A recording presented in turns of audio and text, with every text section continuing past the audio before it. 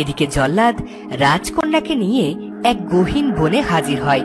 ওখানে যেতেই এক আশ্চর্য ঘটনা ঘটে। রাজার ছোট্ট শিশুকন্যাকে মাটিতে রাখতেই রাজকন্যার কপাল থেকে একটা আলোর জ্যোতিরেখা বেরিয়ে জল্লাদের চোখ স্পর্শ করে, আর নিমিষেই জল্লাদের পাথর হৃদয় গলে যায়। হে খোদা, এ আমি কি করতে যাচ্ছিলাম?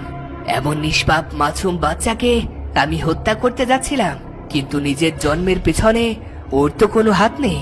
না না না, আমি ওকে হত্যা করতে পারবো না।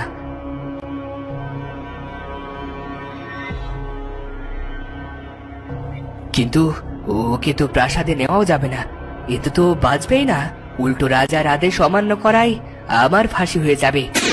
তখনই সেখানে খোদা ভক্ত এক পাগল দৃশ্যমান হয়। জল্লাদ চমকে ওঠে। ভয় পেও না জল্লাদ, ভয় পেও না, আমি খোদার সাধারণ এক মানুষ। তুমি যখন এই কন্যাকে নিয়ে জঙ্গলে প্রবেশ করলে, তখন আমি পাশেই একটা গাছের নিচে বসে খোদার আরাধনা করছিলাম। তোমার দুশ্চিন্তা ভিত্তিহীন নয়।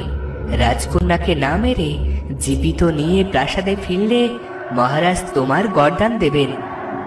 কিন্তু বাবা, আমি যে রাজকন্যাকে হত্যা করতে পারবো না।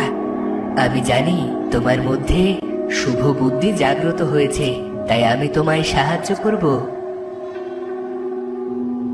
এরপর জল্লাদকে পাগল একটা বুদ্ধি দেয়।